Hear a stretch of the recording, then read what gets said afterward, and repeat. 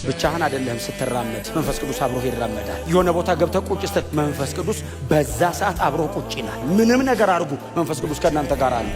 እማይተውህ መንፈስ ቅዱስ በአንተ ውስጥ አድሯል። ትደክማለህ፣ ያቅትሃል፣ ትዝላለህ፣ ብዙ ነገር ውስጥ ታልፋለህ። በጣም ብዙ ዲስአፖይንትመንት አለ ህይወት ላይ ሊኖር ይችላል። ምንም ነገር ውስጥ ገባ መንፈስ ቅዱስ አንተ ውስጥ አለ። አንዳንዴ ያለ ላይመስል ይችላል። ስትሄድ ብቻህን የተወ ሊመስል ይችላል።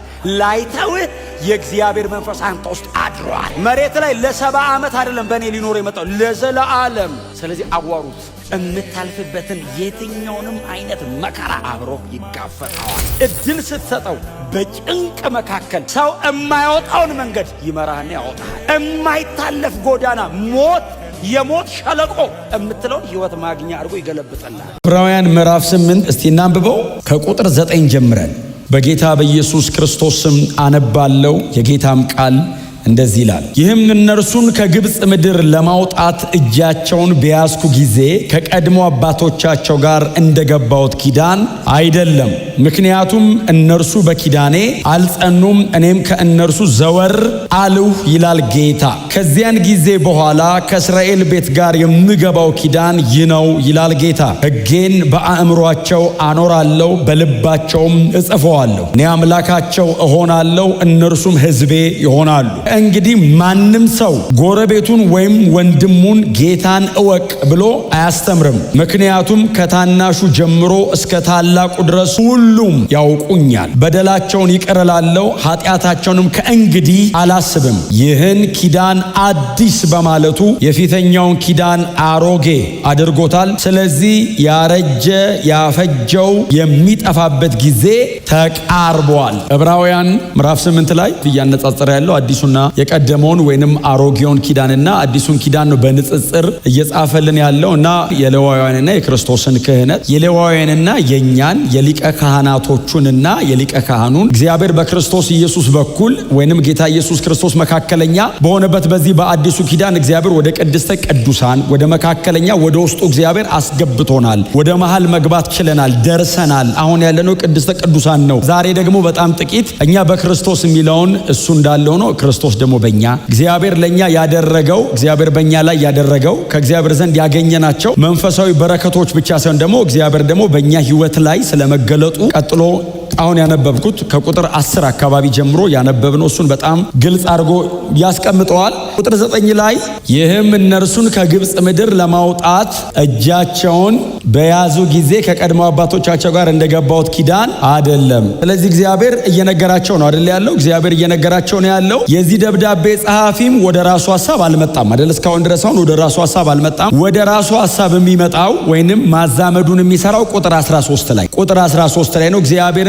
ይህንን ኪዳን አዲስ ባለው ጊዜ ብሎ ወደ ንጽጽር የሚመጣው ቁጥር 13 ላይ ነው። እስካሁን ድረስ ግን ያለው እግዚአብሔር እንዲህ ብሏል ነው አይደል ያለው? ስለዚህ እግዚአብሔር ምን ይላቸዋል? ኤርምያስ 31 ላይ ሕዝቅኤልም ላይ ደጋግመን እንዳየነው ባለፉት ሳምንታት እግዚአብሔር ይህ አሁን የምገባው ኪዳን ከቀድሞ አባቶቻቸው ጋራ እንደገባውት አይነት ኪዳን አይደለም። አባቶቻቸውን እጃቸውን ይዤ ከግብፅ ምድር ሳወጣቸው የገባውት አይነት ኪዳን አይደለም ይላል። እንደዛ አይነት ኪዳን አይደለም። እግዚአብሔር ኪዳን አደርጋለሁ ይላል ሲላቸው የዕብራውያን ተደራሲያን ሊመስላቸው ስለሚችል፣ ምክንያቱም የብሉይ ኪዳን መጽሐፍት ባለቤቶች ስለሆኑ የብሉይ ኪዳን መጽሐፍት ተደራሲያን ስለሆኑ አባቶች የነሱ ስለሆኑ አብርሃም በሉት ይስሐቅ ያዕቆብ በሉት ዕብራዊው ተብሎ የተጠራው መጀመሪያ አብርሃም ነው። ስለዚህ ከአብርሃም ጀምሮ የአብርሃም ዲሴንደንት የምንላቸው የአብርሃም ፋሚሊስ በሙሉ የነሱ ናቸው። ስለዚህ ያዕቆብና 12ቱ አባቶች የአባቶች ነገድ መሪዎች በሙሉ የነሱ ናቸው። ሕጉ የነሱ ነው። የተገባው ኪዳን በሙሉ ቀጥታ ለዕብራውያን ነው። ስለዚህ እግዚአብሔር ኪዳን እገባለሁ ይላል ሲላቸው የዕብራውያን አድማጮች ኦልሬዲ ሪፈረንስ ፖይንት አላቸው። እግዚአብሔር ከዚህ በፊት ኪዳን ገብቶ ያውቃል።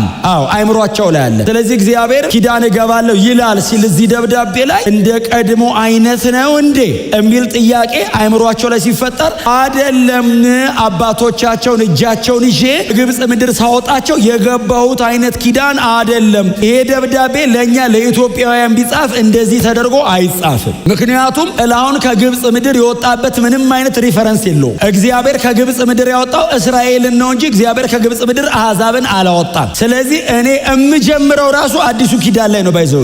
ብሉይ ኪዳንን የኔም አድርገው በአዲሱ ኪዳን አሻግሬ እንጂ ብሉይ ኪዳን የቀድሞ ኪዳን አባቶች በእነሱ የተደረገው በሙሉ በቀጥተኛነት ለእስራኤላውያንና ለዕብራውያን ነው። ስለዚህ አሁን አዲሱን ኪዳን አደርጋለሁ ሲል እግዚአብሔር እንደ ቀድሞ አይነት ነው እንዴ የሚል ይፈጠራል ውስጣቸው። የቀድሞ ኪዳን ቀላል አይደለም። መሬት እያንቀጠቀጠ ተራራ እየሰነጠቀ አለት እያፈረሰ በጣም በአስፈሪነት ነው እግዚአብሔር እየተገለጠ ያደረገው።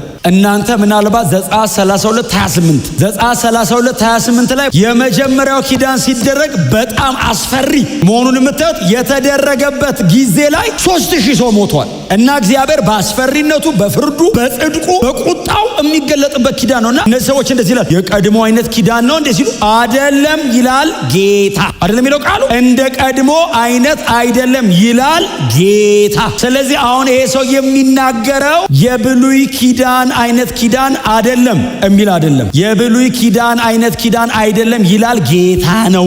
እግዚአብሔር አዲስ ኪዳን ላይ የሚያደርገውን የከበረ ነገር ለማብራራት ሐሳብ ከውስጡ አያወጣም። እግዚአብሔር ተናግሮ ነበር ነው የሚለው። እነሱ ብሉይ ኪዳን የሚል ሪፈረንስ አላቸው። እሱ ደግሞ ለአዲሱ ኪዳን እግዚአብሔር ተናግሯል ብሎ ነበር ጌታ።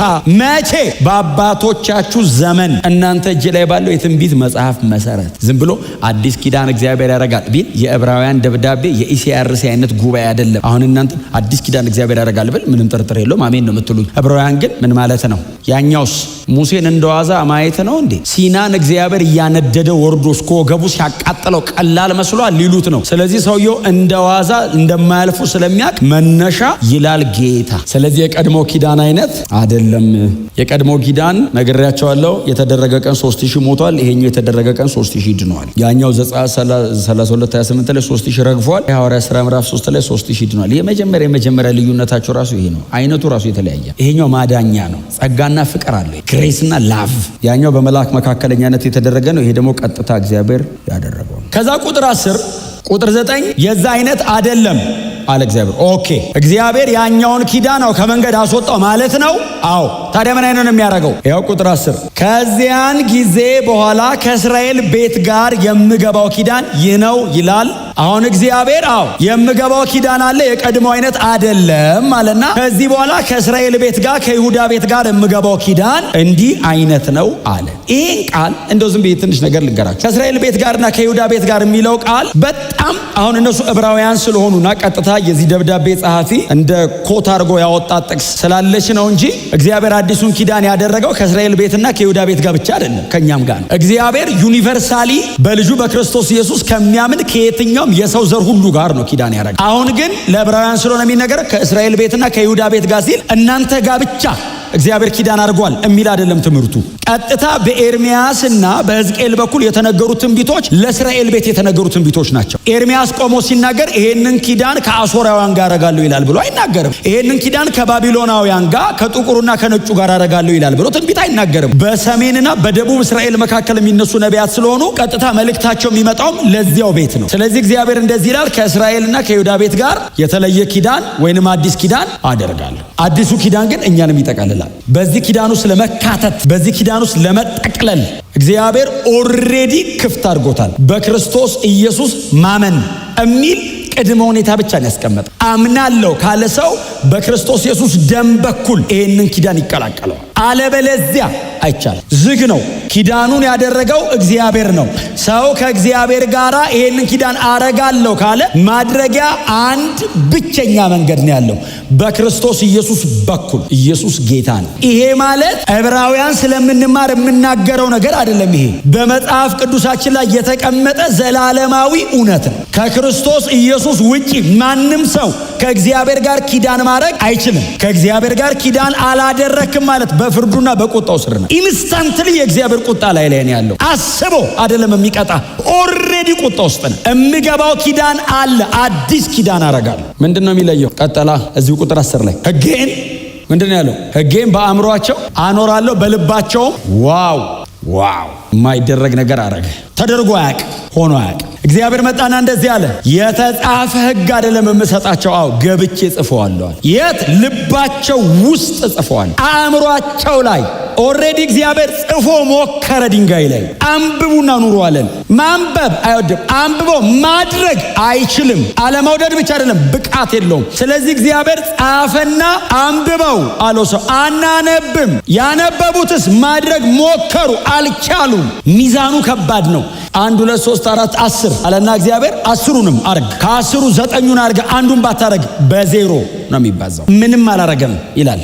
እንኳን እኮ አዲስ ኪዳን መጣን የማይችሉትን ነው ሰብስቦ ከኋላ ያመጣ። የድሮቹ ይታገላሉ ባይዘው፣ እኛ አንሞክረው። መታገል አይደለም አንሞክረውም፣ አንመጣም፣ አንችለውም ነው የምንለው። አሁን እኮ እግዚአብሔር በጸጋ የተንበሸበሸ ኪዳን ውስጥ ኑ አለን። ይኸውላችሁ አሁን ሕጉን ደጅ ጽፎ እኮ ማድረጊያ ጸጋ አይደለም የሰጠ። ሕጉን ልብ ላይ ጽፎ እዛ ውስጥ ነው ጸጋ የጨመረው። ደጅ ጽፎ አጥናና አድርገው አይደለም እኮ ያለው፣ በልባቸው ላይ እጽፈዋለሁ። ኢንፋንት የሆነ ክርስቲያን፣ አዲስ የሆነ ክርስቲያን አንደርስታንድ ያደርገኛል አለ እግዚአብሔር። እኔን ለመረዳት በጣም መብሰል ሙክክ ማለት ማርጀት አይጠበቅበትም። ገና አዲስ ቦርናጌን የሆነውም ሰውዬ ያቀኛል። እንዴት? በልቡ ላይ ጽፎ በአእምሮ ላይ ገብቼ እኔ ራሴ መጽሐፍ ለምጃለሁ አለ። ታብሌት ኦፍ ስቶንስ አይደል? የድንጋይ ጽላት ላይ ጽፌ ያውቃለሁ። በዛው እጄ ገብቼ ደግሞ ልቡ ላይ ድሮ በጣቴ ጽፌያለሁ። አሁን በመንፈሴ ውስጡ ገብቼ እጽፈዋለሁ። ኢየሱስ ጌታ ነው። አሁን ይኸውላችሁ ላለማድረግ ምክንያት የለንም። እግዚአብሔር ሆይ አላጠናሁትም እንዳትል ልብ ላይ ነው መጽፈዋል። አላወቅኩትም እንዳትል ማይንድን ኮንሸስ አድርጌያለሁ። ኦልሬዲ ህይወት ዘርቼብሃለሁ አለ እግዚአብሔር። ታቀኛለህ። አሁን እግዚአብሔርን እከሌ መጥቶ አያስረዳህም። ቦርናጌን ስትሆን መንፈስ ቅዱስ ውስጥ ቁጭ ብሎ ሪቪል ያደርግልሃል። ስለዚህ አልሰማውም ማለት አትችልም። ውስጥ ቁጭ ብሎ ነው የሚነግርህ። አስተማሪ አትጠብቅም፣ ይገለጥልሃል። አሜን በሏ። አዲሱ ኪዳን በምንድን ነው የሚበልጠው? ውስጥ ነው መጽፈዋል። እግዚአብሔር ውስጥ የሚጽፈው ፔናሊቲውን ሞት ሊያደርግብህ አይደለም፣ እንድትኖር ነው። ብሉይ ኪዳን የሚገልህ ፔናሊቲው ዴዝ ነው። አዲስ ኪዳን የዘላለም ህይወት ነው። ገብቼ አለ ህጌን ህጌ አለ አለ እግዚአብሔር አለ ህጉ እና ማድረጊያ ምን ልስጣቸው አለና የመጀመሪያው ከጸጋው በፊት ህጌን ልባቸው ስልክተተዋል። እዚህ ውስጥ ገብቼ በመንፈስ ሪትን ጥሩ ሰው ራሱ ሲያስረዳ እኮ እንዴት ይገባል መሰለህ? መንፈስ ቅዱስ ያስረዳ። መንፈስ ቅዱስ ባይዘው እንደኔ ቆሞ ያስረዳ። ብርት ነው እንዲሆነ ኢንላይትድ ምን ብዬ ልንገራችሁ? እሱን ራሱ እኔ እንደሆነ ብዙ ማውራት በእውነት አልችልም። ፍስስ ነው የሚለው። እኔ አሁን ይገባኛል። እንዴት ላስረዳችሁ? አሁን ይገባኛል ኖርማል አይደለም። ይገባኛል ይሄ ከሰው ጋር አውርቼ ይገባኛል አይነት ሳይሆን አልቲሜት የሆነ ነገር ይገባል። እየሄድክ ይገባሃል። ገባኝ እላለሁ እየሄድኩ አላስረዳው ምን እኖረዋለሁ። ግን ሪጆይስ አሁን እንዳትክድ የሚያደርግህ በመንፈስ ብርሃን ያገኘው መረዳት ነው እንጂ ቸርች የተነገረህ ነገር ብቻ እኮ አይደለም። ቸርች የሚነገርህን ነገር መንፈስ ቅዱስ ውስጥ ያበራዋል። ብዙ ተነግሮ ከኛ በላይ ሙሴ አላስረዳም እንዴ? ቆይ ሆሴ መጽሐፍ ነው አሞጽ መጽሐፍ ጠፋኝ። የትንቢት መጽሐፉ ወይ ሆሴ ወይ አሞጽ። ሆሴ መሰለኝ። በነብይ እጅ አወጣቸው በነብይ እጅ ጠበቃቸው የሚለው ሆሴ ነው አይደል? በነብይ እጅ አወጣቸው አለና በነብይ እጅ ጠበቃቸው። በነብይ እጅ አወጣህ ጠበቅ ማለት ሙሴ ነው። ባይዘው ነብይ ተብሎ የተጠቀሰው አወጣቸው ማለት ከግብጽ ምድር ነው። ጠበቃቸው ትምህርት ነው። ሙሴ በምንድን ነው የሚጠብቀው ህዝቡን? እንትን ይዞ እኮ ዱላ ይዞ እኮ ተመለስ እያለ እኮ አይደለም እኮ፣ በህግ ነው በትምህርት ነው። 40 ዓመት እስራኤልን አስተማረ ሙሴ። 40 ዓመት ምድረ በዳ ላይ ህግ ሲያስጠና ኖረ። ሰው አልረዳ አለው። 40 ዓመት አስረድተው ሰው አይገባውም። አዲስ ኪዳን እግዚአብሔር መጣና እኔ ውስጥ ገብቼ አበረዋለሁ አለ። በሰው ሞከርኩት አለ፣ አይሆንም። እኔ ራሴ ብርሃን እሰጠዋለሁ። መንፈስ ቅዱስ አስተማሪ፣ መንፈስ ቅዱስ የህጉ ጸሐፊ፣ የሚጽፍበት ታብሌቱ ደግሞ ልብ ነው። አንድ ጥቅስ ልስጣችሁ። 1 ዮሐንስ ምዕራፍ 2 ከቁጥር 20 ጀምሮ ላንብብላችሁ እስከ 28 ድረስ። በጣም ይደንቅ ነው። 1 ዮሐንስ ምዕራፍ 2 ከቁጥር 20 እስከ 28 በጌታ በኢየሱስ ክርስቶስ ስም አነበዋል። እንደዚህ ይላል፣ እናንተ ግን ከእርሱ ከቅዱሱ ቅባት አላችሁና። እነማ? እናንተ። ማማን ነው ቅባት ያለው? እናንተ። እነ ዮሐንስ እነ ጴጥሮስ ብቻ ኖ። እነዚህ ስፔሻሊ አሁን የ1 ዮሐንስ ተደራሲያን 7 አብያተ ክርስቲያናት አካባቢ ያሉ ሰዎች ሊሆኑ ይችላሉ። እዛ ማይነር ኤዥያ አካባቢ ያሉ ናቸው። ስለዚህ ለሁሉም ነው እየተነገረ ያለው። በኮንግሪጌሽን ላይ ተቆሞ የሚነበብ ነው። ከቅዱሱ ቅባት አላችሁና ሁላችሁም ይህንን ቃል አስምሩት፣ ሁላችሁም እውነትን ታውቃላችሁ። እኔ የምጽፍላችሁ እውነትን ስለማታውቁ አይደለም፣ ነገር ግን እውነትን ስለምታውቁና ከእውነት ምንም ውሸት ስለማይወጣ ነው። ይቀጥላል። ክርስቶስ አይደለም ብሎ ኢየሱስን ከሚክድ በቀር ሐሰተኛ ማን ነው? ይህ አብንና ወልድን የሚክደው የክርስቶስ ተቃዋሚ ነው። ወልድን የሚክድ ሁሉ አብ የለውም፣ ወልድን የሚያምን ሁሉ አብም አለው። ከመጀመሪያ የሰማችሁት በእናንተ ውስጥ ይኑር። ከመጀመሪያ የሰማችሁት በእናንተ ውስጥ ቢኖር እናንተም በወልድና በአብ ትኖራላችሁ። ይህ እርሱ የሰጠን ተስፋ የዘላለም ሕይወት ነው። እስቲ አሜን በሉ።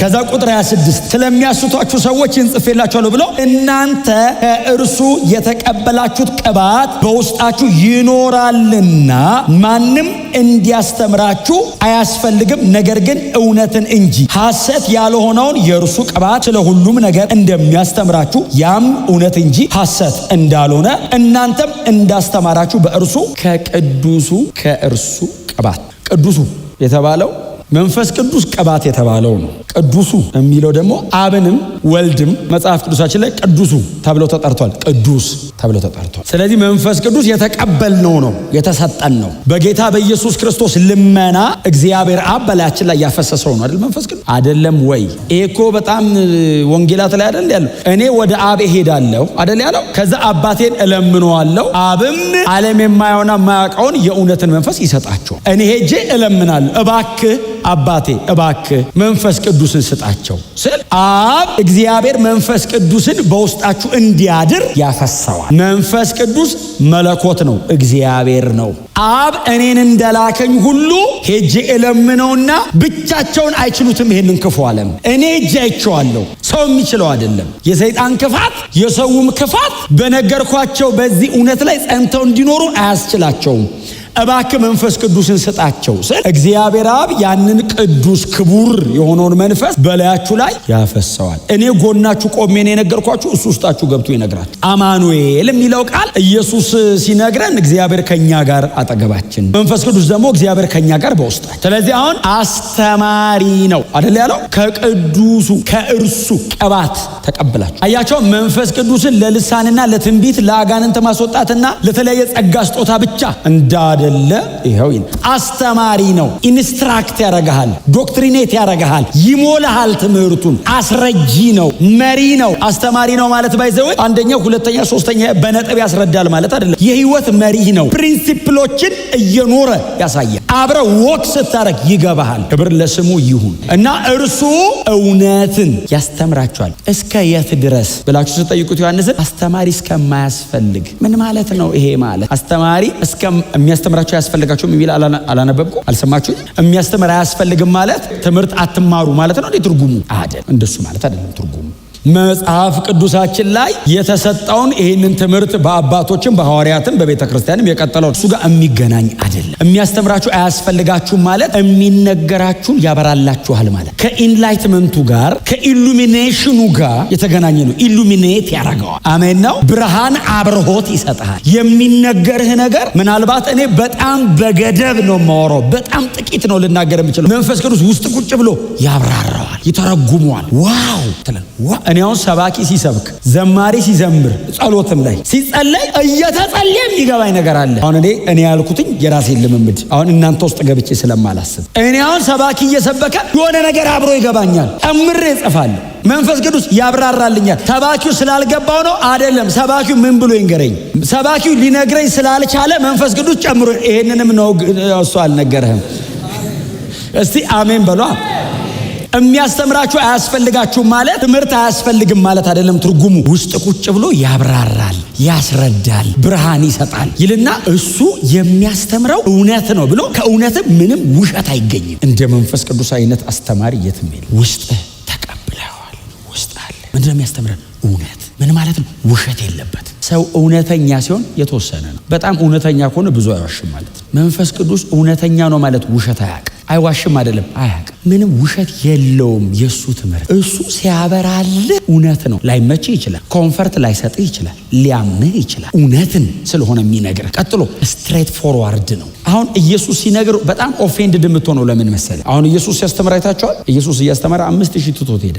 ኦፌንድድ ነው የምትሆነው። ለቀደሙት አትግደል ተብሏል ሲል አዎ ጌታ ሆይ ማገልበት አቅም ስጠን ሲሉት ለእናንተ አትቆጣ ነው። የተቆጣ አዲስ ኪዳን የገደለ ብሉይ ኪዳን እኩል ነው ሲል ኦሆ ይሄን ማን ይችላል ማለት ሄዱት 12ቱንም እናንተስ ሲል ጴጥሮስ ጌታ ረድቶት የዛን ቀን ቢስት አይመለስም። የዛን ቀን ዲማርኬሽን ነች ባይዘው የሳተው ጴጥሮስ ባይዘው እንደ ስንዴ ሊያበጥርህ መጣ ማለድኩልህ ምናን የተባለው ኢየሱስ ማለም ኢየስ ውሳኔ ነው። ላይችል ይችላል። ውሳኔውን ግን ቤንዳ ያደረገው የአቅም ጉዳይ አይደለም፣ የፍላጎትና የውሳኔ ጉዳይ ነው። እናንተ ስለተሄዱ ትወዳላችሁ ሲል እውነት ላይ ኢየሱስ አይደራደርም። አልቻልክም ያግዛል። እውነትን አልፈልግም ካልክ ግን ምንም ሊያደርገው አይችልም። እናንተ ስለተሄዱ ትወዳላችሁ ሲል ከአንተ ወደ ማን ካብቶታል እኮ እሱም ካብቶታል። እንዴት አይነት አስጨናቂ ነው ይላል እኮ እሱም ቁጭ ብሎ እንዴት አይነት አስጨናቂ ነገር ነው ይሰውዬ እንደዚህ ብለን ተከተለ ነው መሀል መንገድ ላይ እንደማንመለስ አድርጎ መሀል ላይ ገብቷል። ወዴት ይመለሱ? መረብ ሰቅሏል። ያሳሱቆቹን ዘግቷል። ሚስቱም ደግሞ ቆንጆ ነገር ነው ይሄ ኢየሱስ የሚሉት ጥሩ ሰው ሳይሆን አይቀርም ብለህ ተከተለው። መሀል ላይ አጋንንት ያወጣል። መሀል ላይ ሞት ያስነሳል። የሆነ ቀን ሰርፕራይዝ ሊያደርግ ይችላል። ተከተለው ብለዋለች። መሀል መንገድ ላይ ደረሰው ስጋዬን ካልበላ ደሜን ካልጠጣ አትወርስም አለ።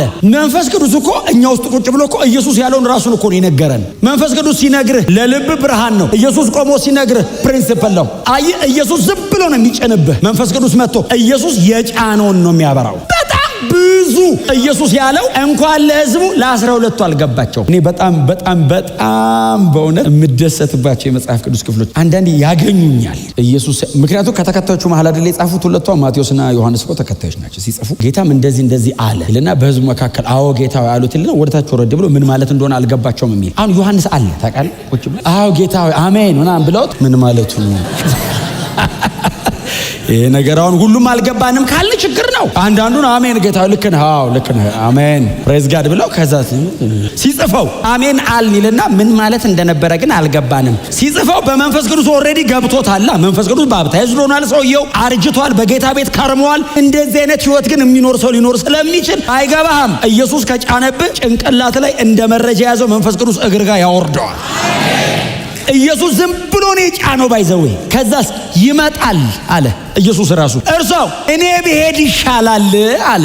አሁን እኔና መንፈስ ቅዱስ መሃል መበላለጥ አለ አይደለም? የኢየሱስ ትምህርት እኔ ብሄድ ይሻላል ደግሞ ሲልስ እየዋሻቸው አይደለም ባይዘው እውነቱን ነው። አሁን ኢየሱስ ካወራ እውነት ነው። ምንም ነገር ኢየሱስ ካወራው እኔ ብሄድ ይሻላል። ለምን? እኔ ቆሜ ነው የምነግርህ፣ እሱስ ውስጥ ቁጭ ብሎ ነው። እኔ በአረማይስጥ ነው የምነግርህ፣ እሱስ ለልብ ነው የሚነግርህ። ማንኛውም ዜጋ ኢትዮጵያዊ በለው፣ ግሪክ በለው፣ እስራኤላዊ በለው፣ ቻይኒዝ በለው፣ ጃፓኒዝ በለው፣ ቋንቋው ልዩነቱ ብዛቱ ጌታ ኢየሱስ ቆሞ የሚያወራው በምንድን ነው? አረማይስጥ ካወራ ግሪክ ካወራ ሄብሪው ከሶስቱ ውጭ አላወራም። ያገለገለበት አካባቢ እንደዛ ስለሆነ መንፈስ ቅዱስ ኢትዮጵያ ውስጥ መጥቶ በአማርኛ እኮ አይደለም እኮ የሚያስረዳ ብርሃን ነው የሚሰጥ። አሁን በቋንቋ ለሁሉም እግዚአብሔር በየቋንቋ አይደለም እያወራ ያለው ብርሃን ቻይናዊ ይገባዋል። ታውቃለህ ተናገረኝ ይላል። ተተርጉሞልት እንዳይመስል ብርሃን ነው። ከእርሱ የተቀበላችሁት ያ ቅባቱ ከክርስቶስ የተቀበልነው እግዚአብሔር አብ በልጁ በክርስቶስ ኢየሱስ በኩል በክርስቶስ ልመና ያፈሰሰው ያ ቅባት አስተማሪ ነው። አሁን እኮ አኖይንትድ የሆኑ ሰዎች ነበሩ ብሉይ ኪዳን። አሁን አዲስ ኪዳን ሁሉም አኖይንትድ ስለሆነ ነው። ብሉይ ኪዳን ግን የተወሰኑ ሰዎች ናቸው የሚቀባ። አዲስ ኪዳን ሁሉም የተቀባን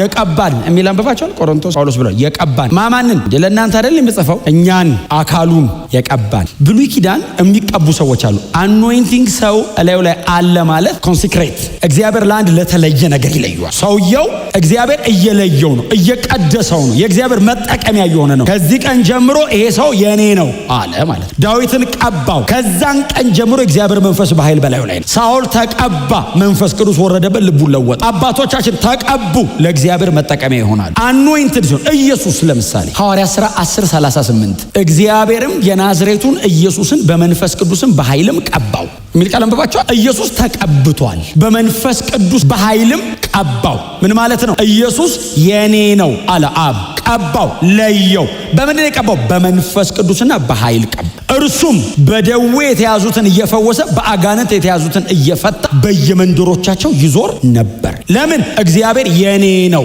አለ። የተለየ ነው። the anointed one። ብሉይ ኪዳን የተቀባሉ። አዎ አዲስ ኪዳን የተቀባለ ህዝቡ ተቀብቷል። ኢየሱስ የተለየ ነው። ኢየሱስ ክርስቶስ ነው። የተቀባ ነው ማለት is Christ the anointed one። የኢየሱስ አይነት የለም። ኢየሱስ ብቸኛ ነው። እግዚአብሔር ኢየሱስን ለምንድን የቀባው? ከኃጢአት ለማዳን እኛን ከኃጢአት ሙሴን ለምን ቀባው? ከግብጽ ለማውጣት። ዳዊትን ለምን ቀባው? ከፍልስጤም ለማዳን። ሳውልን ለምን ቀባው? ልክ እንደዛ አይነት አካሌ ለምን ቀባው? ከእንትን ለማዳን። ኢየሱስን ለምን ቀባው? ሰዎችን ከኃጢአት ለማዳን። ማንም በዚህ አይነት መንገድም መጠንም የተቀባ የለም አይኖርምም። የተቀባ የምንባለው እኛ የአዲስ ኪዳን አማኞች በተቀባው በክርስቶስ ኢየሱስ በኩል ከኃጢአት አምልጠን ነው። አሜን ነው። ካሪዝማ ፍሮም ክራይስት አኖይንቲንግ ፍሮም ዘ አኖይንትድ ከተቀባው ከክርስቶስ ነው የተካፈለ። እግዚአብሔር የናዝሬቱን ኢየሱስን ብቻ ነው ክርስቶስ ያደረገው። ክርስቶስ ግን አንድ ነው። ስለዚህ ነው ጴጥሮስ እግዚአብሔር የናዝሬቱን ኢየሱስን ጌታም ክርስቶስም አረገው። በቃ ሌሎቹስ አይደሉም። እከሌ የሚባል ሰንበዲ ይኖራል፣ ሰንበዲ ነው። ኢየሱስስ የናዝሬት ከተማው ከሆነ ክርስቶስ ነው። ለዛ ነው እነ ጴጥሮስ ሲናገሩ ባይዘወይ በኢየሱስ ክርስቶስ ስም አይደለም የሚሉት፣ በናዝሬቱ የናዝሬቱን ኢየሱስን ነው እግዚአብሔር ጌታም ክርስቶስም ያደረገው። እግዚአብሔር ኢየሱስን ቀባው ስንል በተለየ መንገድ ለተለየ ዓላማ ለማይደገም ጉዳይ እግዚአብሔር ኢየሱስን እየተጠቀመው ነው። አይደገምም። በኢየሱስ ክርስቶስ በኩል የተደረገው አይደገምም። ያቀባን ሲል አሁን ያቀባን ሲል ጳውሎስ ምን እያለን ነው? በክርስቶስ ኢየሱስ በኩል የእግዚአብሔር ለሆነው ነገር የተለየን ከእርሱ ቅባት ተካፍላችኋል። ቅባቱ በእናንተ ላይ አለ። ምን ማለት ነው? ከዚህ ዓለም ጋር ልትቀላቀል አትችልም። ሁሉ ወንጌል ሊሰበክ ይችላል። አንተ ልብ ላይ ብርሃን አለ። መንፈስ ቅዱስ ኢንላይት ኦክበሉና አብርቶልኛል ብሎ ከዛ ቀጠለ። ይሄ ቅባት ውስጡ ቁጭ ብሎ የሚያስረዳው ሰው የሚያስተምረው ሰው በጌታ በኢየሱስ ክርስቶስ በኩል የተሰጠ ተስፋ አለ። ያ ተስፋ የዘላለም መንፈስ ቅዱስ አስተማሪ ወደ እውነት ነው የሚመራው። ውሸት በርሱ ውስጥ የለም። ወደ ነው የሚያደርሰን ተስፋ። የምን ተስፋ? የዘላለም ሕይወት ተስፋ። መንፈስ ቅዱስ ሲያስተምርህ፣ ዳይሬክት ሲያደርግህ፣ ኢንስትራክት ሲያደርግህ፣ ሲመራህ ወደ ነው የሚያደርሰን? ወደ ዘላለም ሕይወት። ከዛ ቀጠለ። እርሱ እውነትን ያስተምራችኋል፣ እንዳስተማራችሁ በእርሱ ኑሩ። ሆናዬ በብሉይ ኪዳን ላይ ቻሌንጁ ምንድነው? እግዚአብሔር አያስተምርም? ያስተምራል። ምንድነው ቻሌንጁ? መኖር አይችሉም። ምን በድንጋይ ጽላት ላይ ነው የተቀመጠው። ማድረግ አይቻልም። አዲስ ኪዳን ልብ ውስጥ ገብቶ ነው የሚጽፈው። ውስጥ ቁጭ ብሎ ነው የሚያስተምረህ። የእርሱ ቅባት የተባለው መንፈስ ቅዱስ አንተ ውስጥ ቁጭ ብሎ ነው የሚያስተምረህ እና መኖር ትችላለህ። በእርሱ ኑሩ። የምትኖርበት አቅም፣ የምትኖርበት ጸጋ፣ የምትኖርበት ጉልበት፣ ማንነቱ፣ ፕሬዘንሱ አንተ ውስጥ አለ። እግዚአብሔር መለኮት በእናንተ ውስጥ አድሯል። መንፈስ ቅዱስን የሚያክል ታላቅ አምላክ አንተ ውስጥ አድሯል። ብቻህን አይደለህም። ስትራመድ መንፈስ ቅዱስ አብሮህ ይራመዳል። የሆነ ቦታ ገብተህ ቁጭ ስትል መንፈስ ቅዱስ በዛ ሰዓት አብሮህ ቁጭ ይላል። ብቻህን አይደለም። ምንም ነገር አድርጉ፣ መንፈስ ቅዱስ ከእናንተ ጋር አለ። የማይተውህ መንፈስ ቅዱስ በአንተ ውስጥ አድሯል። ያስተምርሃል ማለት ይመራሃል ማለት ነው። የላይፍ ታይም የእድሜ ዘመን ሁሉ አስተማሪ መንፈስ ቅዱስ ነው። ዘመንን ሁሉ የሚመራ መንፈስ ቅዱስ ነው። መንፈስ ቅዱስ በእናንተ ውስጥ አለ። አምላክ አንተ ውስጥ አድሯል። አንዳንዴ ያለ ላይመስል ይችላል። ስትሄድ ብቻህን የተወ ሊመስል ይችላል። ላይተው የእግዚአብሔር መንፈስ አንተ ውስጥ አድሯል። ድዌል አርጓል። ባይዘው አሁን መንፈስ ቅዱስ ፎር ጉድ አንተ ውስጥ ሊኖር መጥቷል። እስከ መቼ ነው የሚኖረው? ለዘላለም። ሬት ላይ ለ70 ዓመት አይደለም በእኔ ሊኖር የመጣው ለዘላለም። ስንሄድ መንፈስ ቅዱስ ነው ቤተክርስቲያን ይዟት የሚሄደው። ቸርች እስካለች ድረስ መንፈስ ቅዱስ አለ። መንፈስ ቅዱስ ወደ አብ ተመልሶ ሲሄድ ይዞን ነው የሚሄደው። ለምንድን ነው አውሬው በነፃነት ምድር ላይ የማይሰራው? አልካዩ መንፈስ ቅዱስ በቤተክርስቲያን በኩል ምድር ላይ አለ። እኛ የምንነጠቀን ይዞን ነው የሚሄደው መንፈስ ቅዱስ። ስለዚህ አዋሩት። ምራኝ፣ ውሰደኝ፣ ተናገረኝ። አዋራው። ከመንፈስ ቅዱስ ጋር መኖር መልመድ። መንፈስ ቅዱስን ማዋራት ፐርሰን ነው። ያወራሃል። ከሰው ጋር ታወራ የለ እንዴ? እኔም ማወራው እዛ ጋር ቁጭ ብላችሁ ይሰማችኋል እንዴ? ውስጥ አድሮ እስቲ አዋራኝ ጌታ ሆይ በለው። ቆመህ ካልሰማው አስተኝቶ ይነግርሃል። ቆመህ የማትሰማው ከሆነ ስተኛ በእንቅልፍ ሌሊት መጥቶ ያስረዳሃል። ከዛ ትለምድና ቀንቀንም ባይዘው ከሰው መሃል ቁጭ ብለህ ሲያናግርህ ሮጠህ ቀጠሮ እንዳለው ሰው መጣው አንዴ ብለህ ሄደህ ተንበርክከህ ትቀጥላለህ። ይመራሃል። አንደርስታንድ ያረጋሃል። የምታልፍበትን የትኛውንም አይነት መከራ አብሮ ይጋፈጣዋል። እድል ስትሰጠው በጭንቅ መካከል ሰው የማያወጣውን መንገድ ይመራህና ያወጣሃል። የማይታለፍ ጎዳና፣ ሞት፣ የሞት ሸለቆ የምትለውን ህይወት ማግኛ አድርጎ ይገለብጥልሃል። እድል ስጡት፣ አዋሩት፣ አብራችሁት ኑሩ። የህይወቴ መሪ ነህ በሉት። አየህ፣ በክርስቶስ ኢየሱስ የማመን ፕሪቪሌጅ በጣም ትልቁ በረከቱ ምንድነው? መንፈስ ቅዱስን እኔ ውስጥ አሳድሮታል። የዘላለም ህይወት እንዳለ በምን እርግጠኛ ነህ? የመንፈሱ መያዣ እኛ ውስጥ አለ። ይገባሃል። የእግዚአብሔር መንፈስ አስረድቶኛል፣ ብርሃን ሰጥቶኛል፣ መገለጡ ልቤ ውስጥ ፈሷል። ታዲያ እርግጠኛ ነኝ ዓለሙ ቢክደው አንተ ትራመዳለህ። አንተ አገር በሙሉ እስራኤል በሙሉ ሊያድነው እኮ የመጣው እኮ እነሱ ነው። ተሰብስበው አንፈልግህም አሉት። እወዳቸዋለሁ እንጂ ተሳሳትኩ እንዴ? አይደለም ያለው እወዳቸዋለሁ፣ አንፈልግህም፣ ፈልጋቸዋል። ልክ አይደለህም ነኝ፣ ወደ እኔ ነው የምሰባክ ኑ የዘላለም ሕይወት ያለው እኔ ጋር። አንተ አይነት የተቀባ አናቅም፣ እኛ የምናቀው የተቀባ የዳዊት አይነት ጎልያድን የሚዘር እርቃኑን የሚሞት አናቅም ሲሉት እኔ ነኝ ዋናው። ጥላናቸው በሙሉ አካሉ እኔ ነው፣ እውነተኛ የተቀባሁት እኔ ነኝ። ዳዊት ግንባር መጥቶ ፍልስጤም የሚባል ሀገር ባሪያ እንዲሆን ያደረገው እኔ ዛሬ ሞት ኃጢአትን ሰብሬ ነፃ ነው የማወጣ ብሎ በእውነት ነው። በደጋፊ ብዛት የኖረው እውነት የለም። እውነት ብቻውን ነው። እውነት ብቻውን ነው። ማንም ይቃወማችሁ። ዓለሙ በሙሉ ተቃወመ ስትለው ሰውየው ምንድን ያላት ቆሞ እኔና እግዚአብሔር ዓለሙን እንቃወመዋለን አላት። ሀሳብ አልቀይርም። ሰው ብራዘር በጆሮ ነግረኸው እንደዚህ አይል ብርሃን አላታ ቢገሉኝ ነው የሚቀለኝ አላት። ለክድ ያ አንድ ትልቅ ሰውዬ አለ ኢየሱስን ካደው አሉት ሲሉት 82 ዓመቱ በዚህ 82 ዓመት አንድ ቀን በድሎኝ አያውቅም እና አልክደው ካደው ሲሉት እኔ አንድ ቀን በድሎኝ አያውቅም ለምንድን ነው የምክደው? እናቃጥልሃለን አሉት። በቁም እሳት ለኮሱበትና ካዳሉት። አልክደው እኔ በድሎኝ አያውቅም። እኔ ካንተ ጋር አንድ ቀን ማደር አልችልም። ከሱ ጋር ለዘላለም ነው የምኖረው። ከሰው ጋር እንዴ ሰው ባይዘው ጌታ ካንተ ጋር ስላለ ነው አብሮ የሚኖረው። ጌታ ዞር ቢል አጠገብ ግንባርን የሳመ ሰው ጠላት ነው። ኢየሱስ መሀላችን ገብቶ እንጂ እኮ አንዋደድም። ከዓለም አይደል የመጣ ነው፣ ሰማይ አይደል ወረዳችሁት እንዴ? ኢየሱስ መሃል ኖሮ እንጂ ጴጥሮስና ማቴዎስ አንድ ላይ ይኖራሉ እንዴ? አይኖሩም እኮ አይኖሩም። ጴጥሮስ እያሰላ ነው የሚኖረው፣ ያኛው ቀራጭ ነው፣ ይሁዳ ሌባ ነው። እንዴት ነው የሚሮጥ? ያ ደግሞ ቀናተኛ ነው፣ ጫካ ገብቶ ግንባሩን በለው ምናምን የሚል ነው እንዴ? ይሁዳን ግንባሩ ነው የሚለው። ማቴዎስ ማንም አይተርፈውም ነበር። የቀናተኛው ሰማ ተናዶ ያዘው ብሎ እጁን ሲልቅ ኢየሱስን ያገኘዋል፣ ይመለስ እኮ መነገራችን። ኢየሱስ ሆኖ መሃል ላይ ገብቶ እኮ ነው ያዋደደን። ጌታ ጋር መኖርን እግዚአብሔር በላያችሁ ላይ ያፍስስ። ከመንፈስ ቅዱስ ጋር መኖር ኤክስፒሪየንስ ማድረግ አንተ ከአምላክ ጋር መኖር በጣም ከምትወዱት ሰው ጋር ስትውሉ ምንድን ነው የሚሰማችሁ? ደስታ፣ ኩራቱ። ሰበብ ፈልጋችሁ አይደል? ከእንትና ጋር ነበርኩ ምንም ርዕስ ውስጥ እኮ የለም። እንዴት ነበር ውሎ? ምሳ ጥሩ ነው ሲባል እንትና ይገርመሃል ከዛ ሰውየው እሱን አልፎ ሌላ እሺ እንትን መክሰሱስ ምናምን ሲል ትመለስ። ለምን? ውሎህን ለማውራት። ሰው ከመንፈስ ቅዱስ ጋር ከኖረ አሁን እኮ ከመንፈስ ጋር እየዋልክ አይደለም እየኖርክ ነው። ጎን ቆሞ አይደለም ውስጥ ተሸክመው ነው። ከመንፈስ ቅዱስ በላይ ክቡር የለም። እግዚአብሔር ለዘላለም የሰጠን መንፈሱን ነው። ወዳጆች የለም ሌላ መንገድ፣ ይሄ ብቻ ነው።